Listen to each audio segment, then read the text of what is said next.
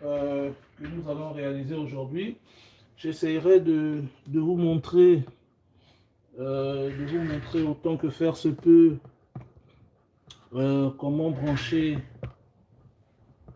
Attendez que j'ajuste. Voilà. Excusez-moi parce qu'il faut qu'on ait une bonne. Oh, je pense que je n'aurai pas de place. Voilà. Donc, bonjour à tous. Merci de regarder cette vidéo. Alors, donc, comme je disais tout à l'heure dans la vidéo, nous allons parler du relais de sécurité.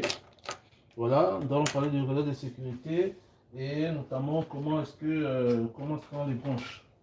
Voilà, donc nous allons parler du le relais de sécurité. Voilà, donc de type XPS.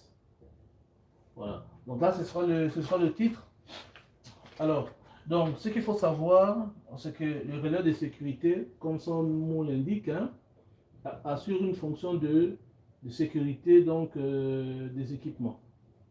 Voilà. Donc, il assure une fonction de sécurité des équipements. Il assure une fonction de sécurité des équipements de telle sorte que lorsque les éléments de sécurité sont activés, ben, vous ne pouvez plus avoir la main sur la commande de votre équipement, donc de vos installations. Donc, ils vont assurer vraiment une barrière qui va se déclencher, donc va protéger soit les personnes, soit ben, l'équipement de production ou même le produit de production. Voilà. Donc, ils ont ce rôle-là ou cette fonction d'assurer la sécurité. Ensuite, ce qu'il faut savoir, c'est qu'en matière de conception, en matière de conception des schémas électriques, on peut avoir plusieurs façons de penser une boucle de sécurité. Parce que, effectivement, les relais de sécurité s'inscrivent dans ce qu'on appelle une boucle de sécurité. Voilà. Donc, il y a plusieurs façons de penser la boucle de sécurité, d'insérer des éléments de sécurité dans la boucle de sécurité. Et l'idéal serait, bien entendu, d'utiliser le relais, sachant que le relais de sécurité interviennent lorsque la sécurité des personnes, donc relais de sécurité, souvent on va les utiliser lorsque la sécurité donc des personnes est au rendez-vous. Lorsqu'on veut vraiment assurer la sécurité des personnes, là on va utiliser le relais de sécurité. Après le relais de sécurité, vous pouvez utiliser autre chose. Vous pouvez utiliser autre chose. Il y a d'autres façons de faire fonctionner une boucle de sécurité sans pour autant passer par les relais. Je vais vous prendre un exemple. Je vais vous prendre un exemple pour vous montrer que on a au moins quatre façons de mettre en évidence une boucle de sécurité. Alors, vous avez, disons, on a un bouton pour soir stop. On a un bouton pour soir, ou bien nous avons trois arrêts d'urgence. Ok, nous avons trois arrêts d'urgence. Et voilà. Disons, nous avons ça. Et puis vous avez deux contacts de relais thermique. Voilà. Vous avez deux contacts de relais thermique. Donc vous avez ces éléments-là que vous voulez inclure, ok, dans votre boucle de sécurité. Donc ces éléments-là vont constituer votre boucle de sécurité. Voilà. Donc ça, vous le savez. Et ce que vous allez faire, c'est que vous allez les placer en amont, hein, en amont de votre bouton de démarrage. Supposons que on a dit on a deux contacts de relais thermique. Donc ça sous-entend nous avons deux moteurs. Voilà, deux moteurs triphasés alimentés. Voilà. Donc nous avons deux moteurs à alimenter. Donc nous allons appeler KM1 et KM2. Voilà. Donc nous allons appeler KM1 et KM2. Donc ce qui va se passer, c'est quoi? Ce que vous avez, vous avez votre 24 volts qui arrive ici. Ok, vous avez votre 24 volts qui arrive ici. Et donc sur cette ligne de 24 volts, on a dit, euh, on a un bouton stop. Donc on va avoir un bouton stop. Donc VP stop. Ok. On a dit on a 3 arrêts d'urgence. Donc on va les mettre à la chaîne.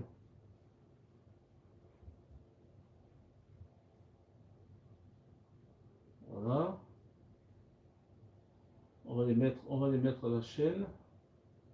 Voilà. BP, AU1, AU2, AU3. Voilà. Donc on a ces 3.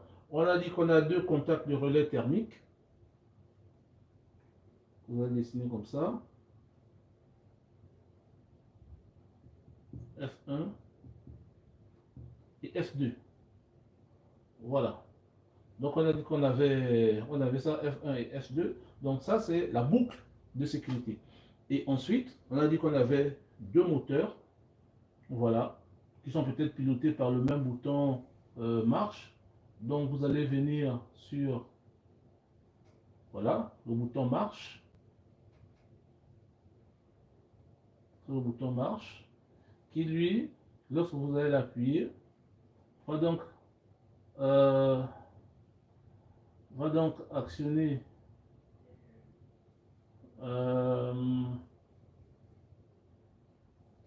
ici on va voir KM1,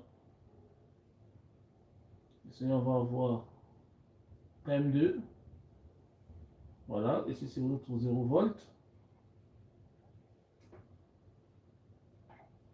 voilà, et donc on a notre boucle de sécurité ici qui est fermée, parce qu'il faut qu'elle soit fermée pour fonctionner, et donc elle est fermée, le courant va donc passer de 24 volts, ok, jusqu'en amont du bouton marche, et donc une fois qu'on va appuyer, on va donc exciter les bobines de KM1 et de KM2, ok, donc ces bobines qui vont, ok, ici c'est M2, ici c'est M2, ici c'est M1, voilà, donc ces bobines qui vont donc fermer le contact et donc laisser passer le courant sur M1 et M2. Bien entendu, une fois qu'on va lâcher le bouton, une fois qu'on va lâcher le bouton, on aura notre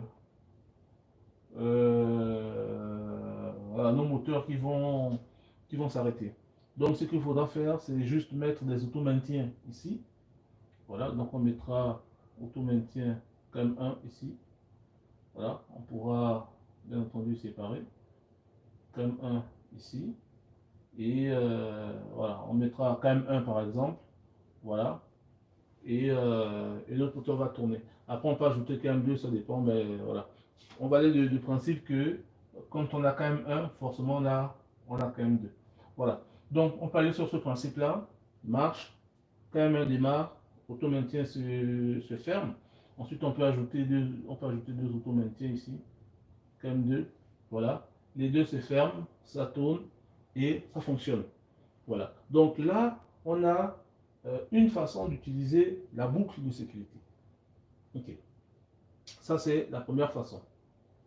Première façon directe en amont. Voilà. Ça, c'est la première façon. Voilà. La deuxième façon, parce qu'il y a une deuxième façon, la deuxième façon sera d'enlever ça, d'enlever tout ça, ok, et de venir ici sur un contacteur auxiliaire de sécurité, KAS.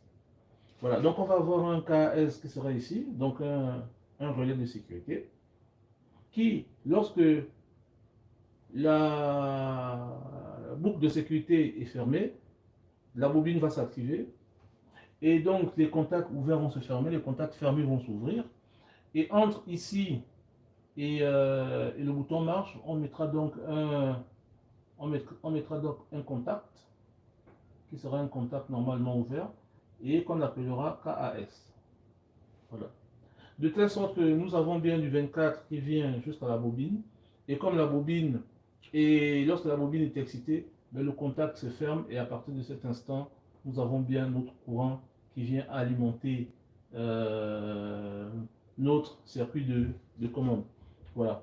Et en cas de besoin, si on veut appuyer sur le bouton stop, en appuyant sur le bouton stop, on désexcite la bobine, le contact s'ouvre et donc KM1, KM2 désexcité, les moteurs s'arrêtent.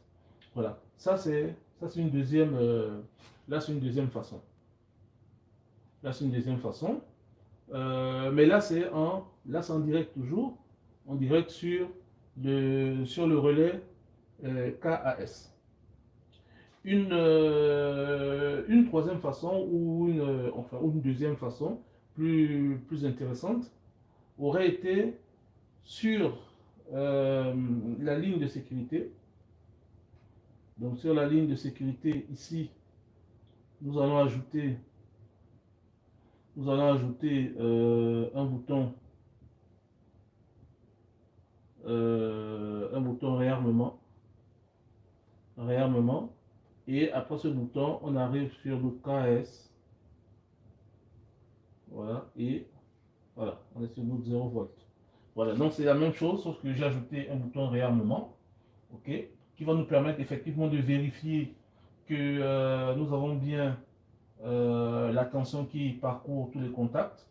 Et en parallèle, nous avons notre auto-maintien. En parallèle, vous avez l'auto-maintien.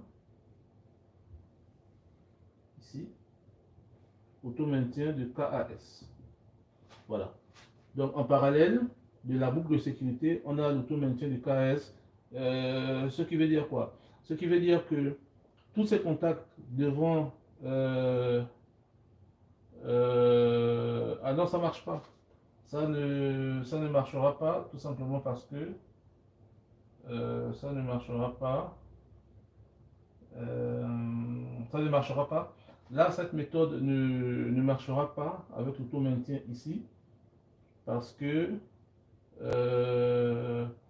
lorsqu'on va appuyer, il va être excité, lui va se fermer. On aura notre courant qui passera donc qui passera par là. Sauf que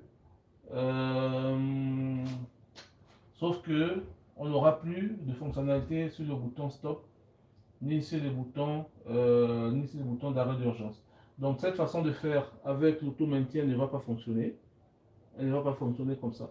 Du moins vous l'aurez compris. Bon, vous l'aurez compris. Ce qu'on peut faire, non, on va se mettre ici. On va mettre le bouton ici. Enfin, on va mettre le contact ici. Voilà. C'est un contact qui sera en parallèle du bouton réarmement. Donc il sera ici, KS. Voilà, là ça marche. De telle sorte que ben, lorsque on appuie sur le bouton réarmement, ben, on alimente la bobine, le contact se ferme. Et donc notre courant va passer, ok, par KS jusqu'au à la bobine. Et donc en cas de stop, ben, on arrête, il s'ouvre. Voilà. Et donc tous nos boutons fonctionnent. Très bien. Donc là c'est une deuxième. Là c'est une deuxième façon de fonctionner. Hein? Une deuxième façon de fonctionner. Ou une troisième façon avec auto-maintien. Voilà. Nous allons voir maintenant la méthode avec relais de sécurité. Alors donc le relais de sécurité, vous l'avez ici. Voilà, vous l'avez ici. Donc ici, on aura notre A1. Ici, on aura notre A2. Ici, on aura notre S33. Ici, on aura notre S34.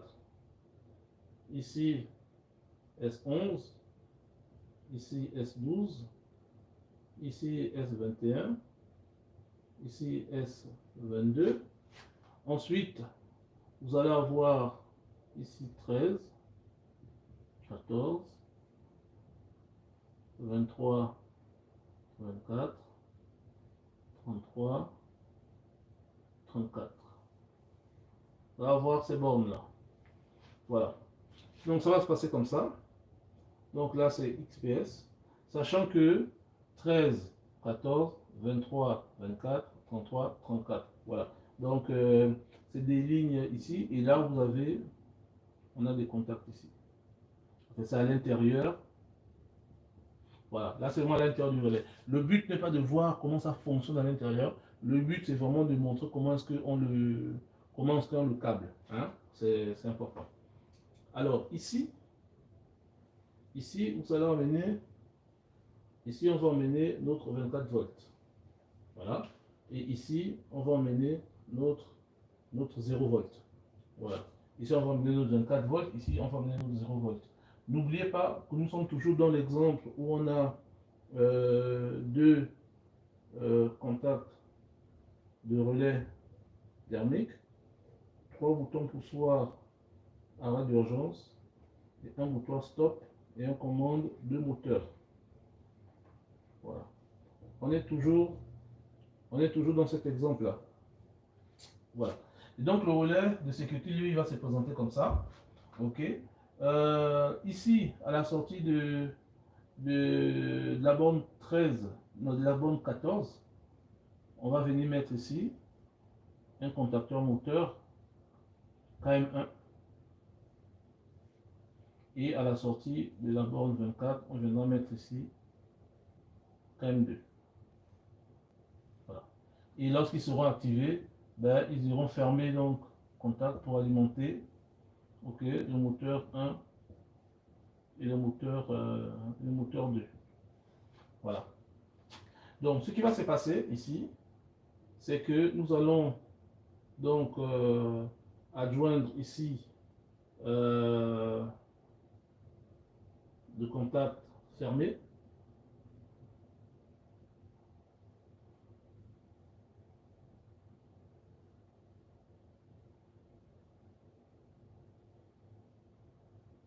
Voilà. Donc on va avoir notre réarmement ici. Et ici, on va avoir notre KM1 et notre KM2. Voilà. Donc vraiment pour fermer ces contacts ici, là, ces contacts qui sont à l'intérieur, qui sont tous reliés, il faudra effectivement que KM1, KM2 soit fermé. Et une fois qu'on va réarmer, à partir de cet instant, on pourra donc fermer ici les contacts et laisser passer le courant. Voilà. Donc, nous avons ça. Sur S1, ici, je pense que j'ai un peu trop de place. Donc, sur S1, sur S11, nous allons mettre notre premier arrêt d'urgence. Nous allons mettre à la suite notre deuxième arrêt d'urgence. Nous allons mettre à la suite notre troisième arrêt d'urgence. Voilà. Nous pouvons ne pas mettre le bouton stop. Ça dépend. Bon, nous allons mettre le bouton stop. Ok. Et nous avons nos deux contacts de relais thermique. Par contre, les contacts de relais thermique, je pense qu'on ne pourra pas les utiliser ici. Voilà. Et même le bouton stop, on va l'enlever, on ne va pas l'utiliser ici. On va juste rester sur la sécurité. Voilà. Et donc, on va venir. Voilà. On va partir donc alimenter le canal 1, S11, S12 qui représente le canal 1. Donc, arrêt d'urgence 1, 2, 3. Et sur S21, S22, qui sera donc la redondance du canal 1, on viendra mettre un deuxième contact du bouton d'arrêt d'urgence 1, un deuxième contact du bouton d'arrêt d'urgence 2 et un deuxième contact du bouton d'arrêt d'urgence 3. Et on va repartir sur S22. Voilà comment ça va fonctionner. Et donc, ici, canal 1, ici canal 2. Une fois que ça c'est vérifié, on met l'arrêt d'urgence et à partir de cet instant, les contacts ici, à l'intérieur, on aura K1, K2 qui représentent donc des bobines internes au relais de sécurité et K1 qui va fermer le premier contact, K2 qui va fermer le deuxième contact. Une fois que tout cela sera vérifié, et donc on aura ici, on a le 24 volts. Voilà, on a le 24 volts qui vient ici. Voilà. Donc on a le 24 volts ici, on a le 24 volts ici, 24 volts ici, qui, lorsqu'on va appuyer le réarmement, ok, contact fermé, le courant passera à alimenter ces bobines KM1, KM2, qui elles fermeront leur contact pour laisser passer le 380 et qui vont donc alimenter moteur M1, moteur M2. Donc voilà un peu comment on peut brancher ou comment est-ce qu'on branche un relais de type XPS AF. Voilà. Après pour le reste c'est pareil, hein, on les branche quasiment de la même façon, mais il faut avoir la documentation. Voilà. Vous avez la documentation. En principe, vous pouvez les brancher comme ça. Voilà. Donc, c'est la vidéo que j'avais pour vous sur les relais. Et là, c'est bien. Voilà. Ça fait en sorte que quoi? Ça fait en sorte que, ben, déjà, si vous avez une panne ou si la maintenance a une panne, ils vont regarder est-ce que mon relais est en marche, oui ou non. Sur ces relais, vous allez avoir, sur ces relais, ils vont avoir le voyant marche et ils vont avoir le canal 1 et le canal 2. En fait, marche ou power et puis canal 1, canal 2. Donc, ça veut dire? Ça veut donc dire que si c'est le canal 1 qui est défaillant, ce sera S11, S12. Si c'est le canal 2, ce sera S21, S22. Voilà. Donc, si canal 1 est vert et canal 2 n'est pas allumé, donc ce sera ces contacts-là qu'il faudra vérifier.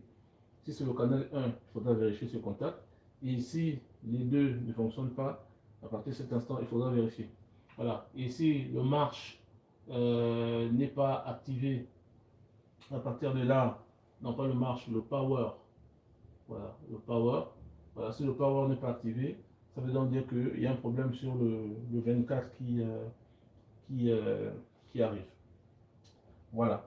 Donc, voilà. Et si vous avez un problème de commande alors que vous avez le power qui est activé, le marche et CH1, CH2 d'activer, à partir de là, ben, vous pouvez aller regarder est-ce que vous n'avez pas le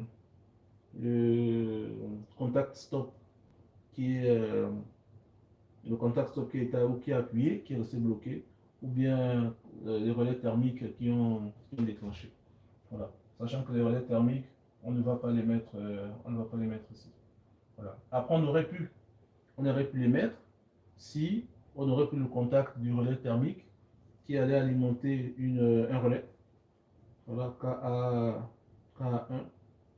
Et on venait prendre, donc ici, on venait ici, on prenait notre K1. Là.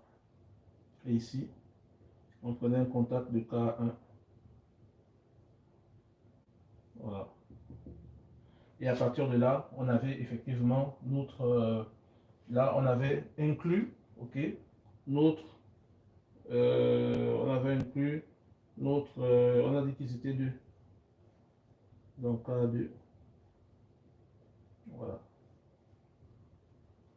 K2, ici. On va faire comme ça. À partir de cet instant, on a bien inclus donc les contacts de relais thermique dans notre boucle de sécurité. Voilà. Et donc, si on a un déclenchement lié à l'arrêt d'urgence ou lié au contact, des relais thermiques, ben, on aura donc la mise en indisponibilité de notre relais de type XPS AF. Donc voilà ce que j'avais pour vous aujourd'hui sur les relais de sécurité.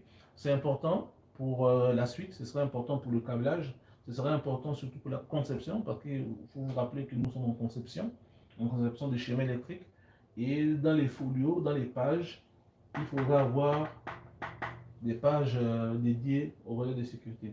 C'est-à-dire que c'est le concepteur des schémas électriques qui va choisir le type de relais de sécurité. Il peut choisir le type de par son expérience, il peut choisir de par le cahier de charge, parce que ça dépend si l'entreprise a un certain type ou une certaine